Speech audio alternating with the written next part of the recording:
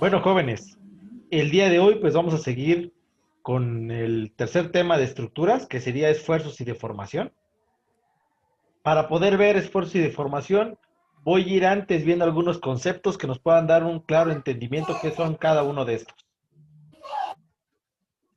Número uno, vamos a entender qué es la deformación y qué es la tensión.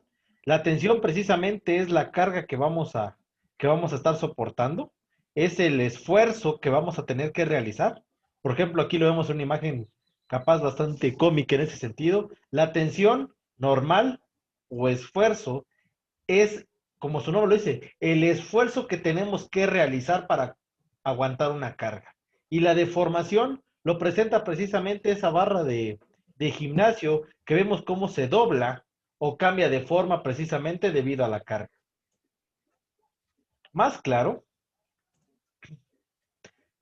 tensión normal se conoce como la fuerza que actúa en dirección perpendicular a la superficie, en dirección perpendicular a la superficie, puede ser de tracción, es decir, positiva, o de compresión negativa.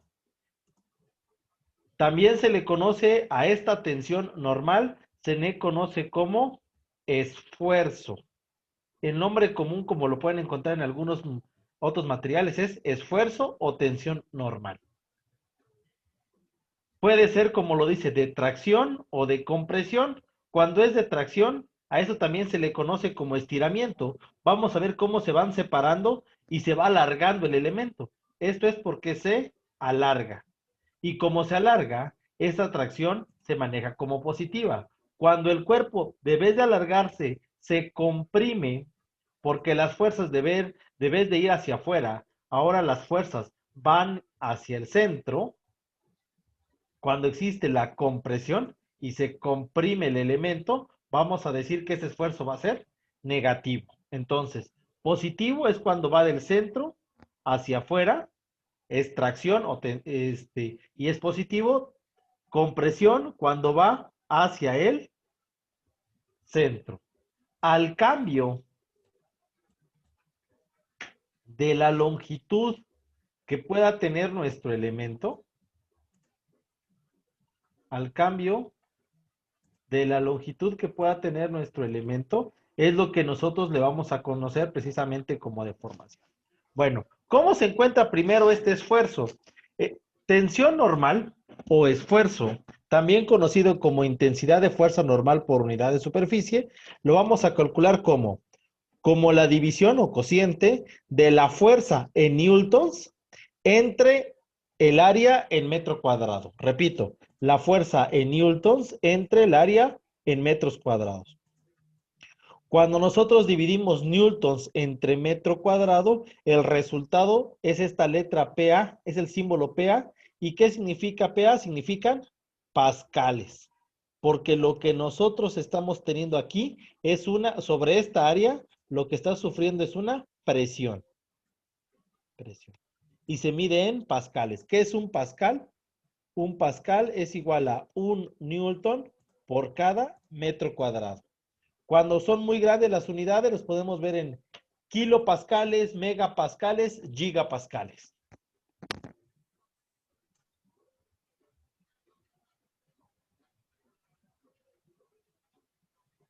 Bueno, después de haber aplicado una fuerza, todo cuerpo va a tener una deformación normal, es decir, es la respuesta que va a tener el material a la aplicación de esta fuerza o de este esfuerzo. Se mide como el cambio relativo de la longitud en la dirección de la fuerza. Como lo veníamos diciendo, si se estira el elemento, esta deformación va a ser positiva porque va a aumentar en centímetros, se va a hacer más grande. ¿Está? Al hacerse más grande, se va a hacer más grande y más delgado. O cuando se comprima, se va a hacer más pequeño, es decir, se va a reducir. Y es aquí cuando vamos a tener una deformación negativa. La deformación, repito, es lo que se alarga o lo que se hace más pequeño entre la longitud original. Repito, la deformación es el cambio de la longitud, es decir, lo que se hace más grande o más pequeño entre la longitud original.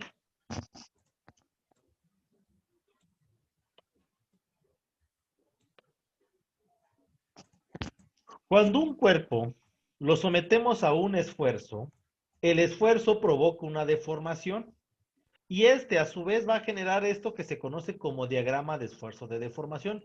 Todos los materiales lo tienen y normalmente ese es un estudio específico que pasa en el acero. Nos vamos a dar cuenta de lo siguiente.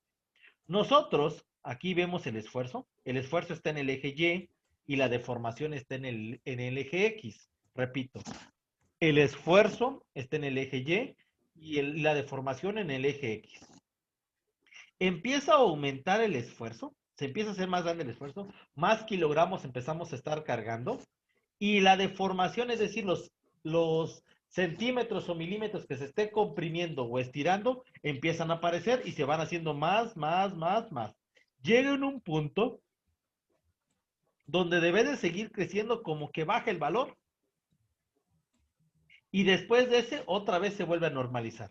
Al primer punto se le conoce como sistema elástico, es decir, es cuando el cuerpo, por ejemplo, una liga, de este punto hasta este punto es cuando ustedes lo pueden jalar y va a regresar a su posición normal. Lo voy a hacer el ejemplo con la liga. Digamos que aquí tenemos una liga. Esta liga le empezamos a poner carga. 50 gramos y se estiró 1 centímetro. 100 gramos, se estiró 2 centímetros. Estoy haciéndolo en gramos. Centímetro, 2 centímetros. A los 150 gramos se estiró 3 centímetros. A los 200 gramos, que fueron 2,5. A los 300 gramos se estiró 5 centímetros. Llega en un punto donde ya no.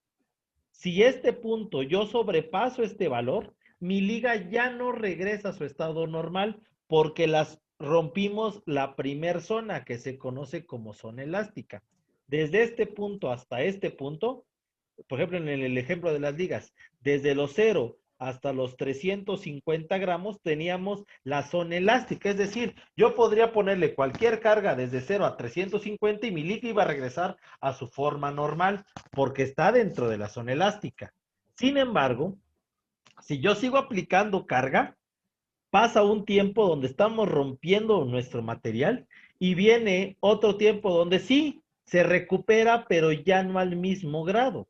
Es decir, si yo le ponía acá 500 gramos, medio kilo, y debería y si mi liga al principio medía 10 centímetros, pues se estira, aquí se estira 8 centímetros, pero al quitar la fuerza ya no regresa a 10, regresará como a 12.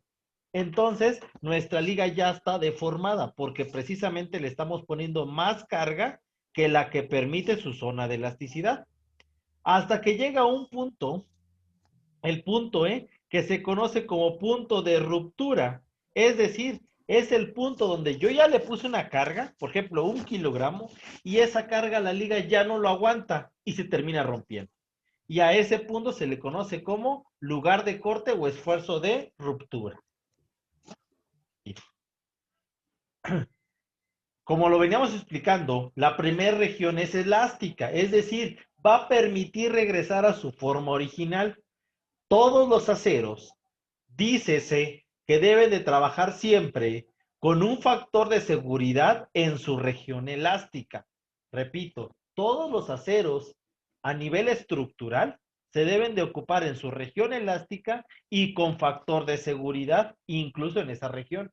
Nunca los podemos poner a pruebas ni en la zona plástica. ¿Por qué? Porque significa que nuestro acero ya no está en su condición original. Entonces, siempre deben de trabajar en esta primera zona, que es la zona elástica, y con factor de seguridad. Cuando nosotros colocamos un acero y lo trabajamos en su zona plástica, lo que vamos a tener es un acero que está fatigado. Normalmente en el acero se utiliza ese término, fatiga. Es decir, es cuando el acero ya no va a tener las condiciones de módulo de compresión, módulo de elasticidad o módulo de corte en los mismos valores. sino que ya se redujeron y por ende se debe de reemplazar la pieza. Cuando hemos visto en algunas imágenes de temblores que vemos que los perfiles ya están de lado, sufrieron torsión o demás, es necesario completamente cambiarlos. ¿Por qué? Porque ya trabajaron en su zona plástica. El límite elástico es importante determinarlo y tener cuestión en eso.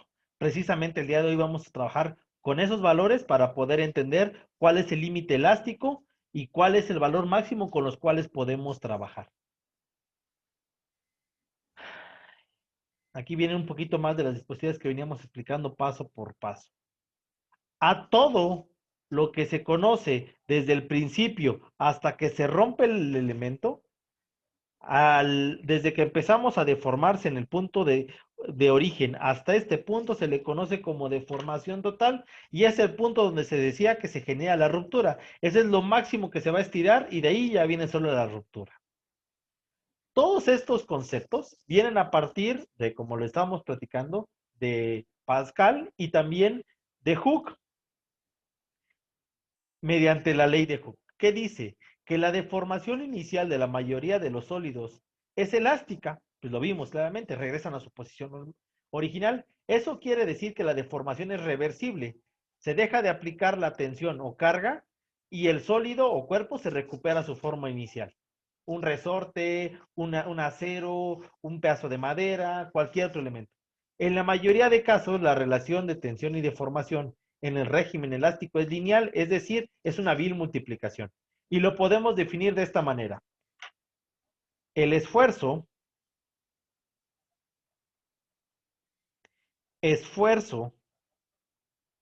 es igual al módulo de Young, o también conocido como módulo de elasticidad, en producto por su deformación. Repito, el esfuerzo de un cuerpo es igual al módulo de elasticidad o de Young multiplicado por su deformación total.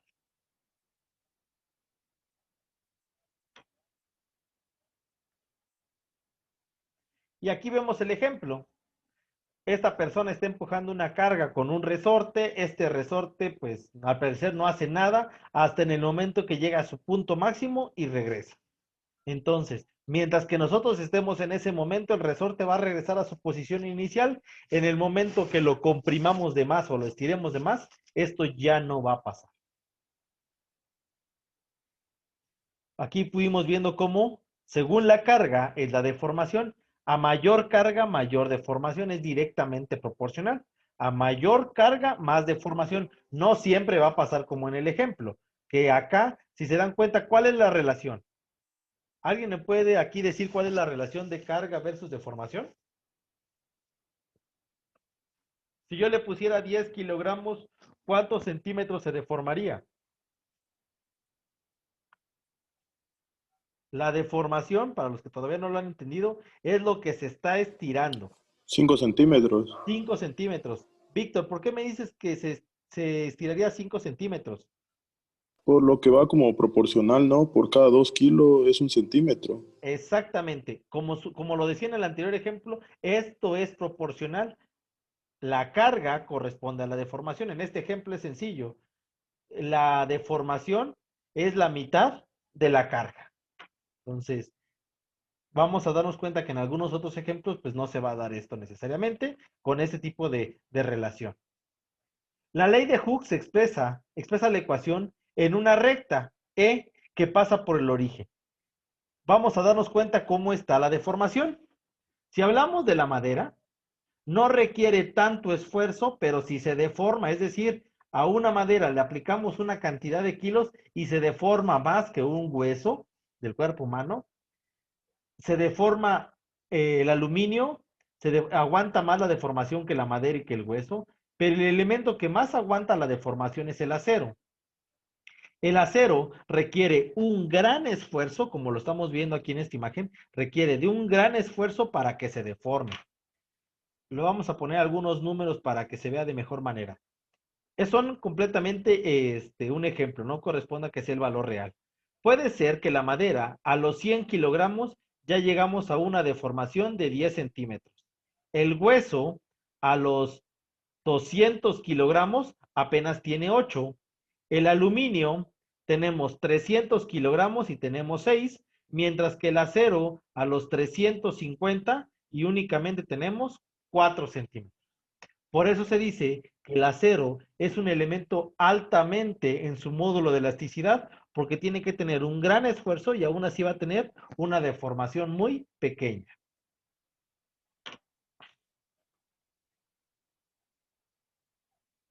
El límite elástico de un material representa la tensión máxima que soporta sin sufrir deformaciones permanentes, lo que hablábamos del límite elástico.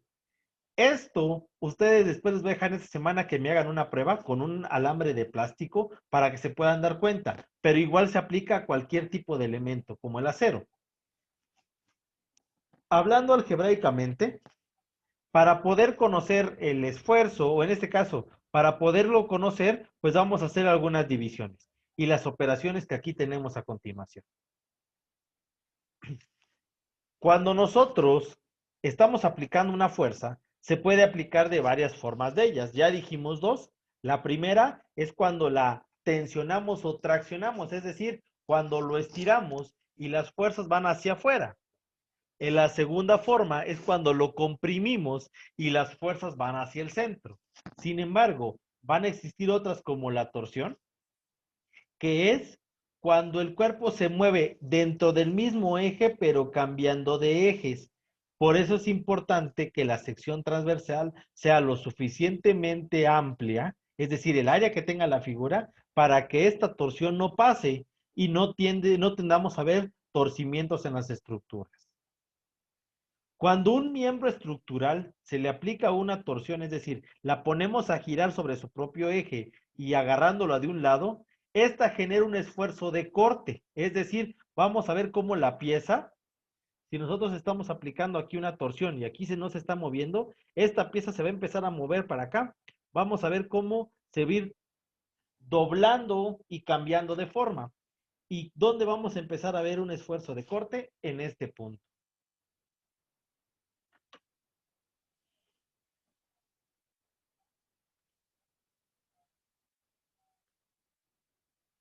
La fórmula para obtener el ángulo de torsión es torsión, con esa pequeña T o tau, distancia del punto a la aplicación de la torsión entre el momento de inercia, que fue lo que estábamos calculando la semana pasada, a lo que preguntaba Mario que decía, ¿para qué me iba a servir? Es importante porque ese dato nos va a servir ahora como parte de este problema. Y por último, por la constante elástica de torsión que tenga el material. Para terminar la parte teórica, aquí les marco alguna bibliografía del cual sacamos bastante de la información. Y si no, ahorita ya, este material ya está dentro de la plataforma y ustedes lo pueden revisar. Para la segunda parte, pues ahora vamos a la parte práctica de lo que estamos teniendo. Vamos a ver un par de ejemplos, si nos da el tiempo, y si no, pues vamos a ver solo uno. Número 1, dice, si un cable tensor de hierro, no estamos hablando que esté acerado, de 8 metros de longitud y de diámetro 2 pulgadas, se le aplica una carga de 0.8 toneladas y se deforma 15 centímetros, determinar la sección transversal del cable, el peso, el esfuerzo o tensión normal, la deformación y el módulo de elasticidad. Bueno, vamos a empezar parte por parte. Vamos a hacer primero la sección transversal. ¿Cuál es la sección transversal? Que el concepto no les genere problemas. La sección transversal es el área que tiene nuestro cable. En este caso, tenemos el cable acá. A este cable le estamos aplicando una carga de 0.8 toneladas. Pero esta es la sección transversal, el área que tiene el cable. ¿Cómo se calcula esta sección transversal? Se calcula como pi por diámetro al cuadrado sobre 4. Pero como nuestras unidades lo vamos a trabajar en newtons y en metros, las pulgadas las vamos a convertir en metros. En este caso tenemos 2 pulgadas. Una pulgada es igual a 0.0254 metros. Repito, una pulgada es igual a 0.254 metros. Entonces, en este caso que tenemos 2 pulgadas de diámetro, 2 por 0.0254, tendríamos 0.0508 metros de diámetro. Y ahora si aplicamos nuestra fórmula, sería pi por los 0.508 al cuadrado, y todo esto entre 4.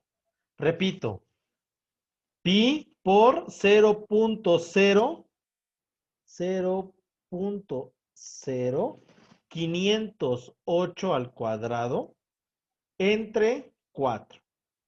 Si por ahí lo hacen en su calculadora, les va a dar una sección transversal de 0.00202 metros cuadrados, o en algunas calculadoras les aparece como 2.02 por 10 a la menos 3 metros cuadrados.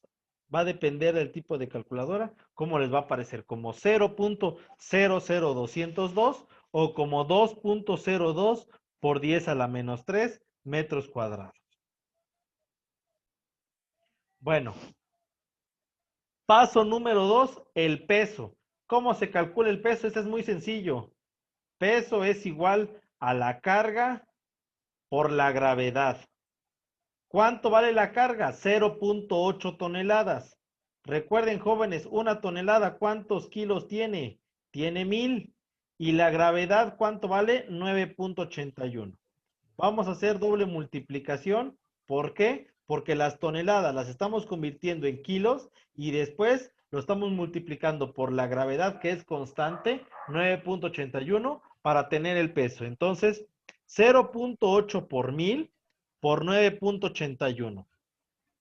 Y entonces la carga, hablando en peso, tendríamos 7.848, 7.848 newtons. Repito, 7.848 newtons. Paso número 3, esfuerzo o tensión normal. El esfuerzo, ahí está, es este pequeño, es una circunferencia como con una bolita acá arriba, es igual al peso. Es un renacuajo, Inge. ¿Sí? Es igual al peso entre la sección transversal. ¿Cuánto tenemos de peso? 7.848 newtons entre 0.00202 milímetros cuadrados, metros cuadrados. Hacemos la división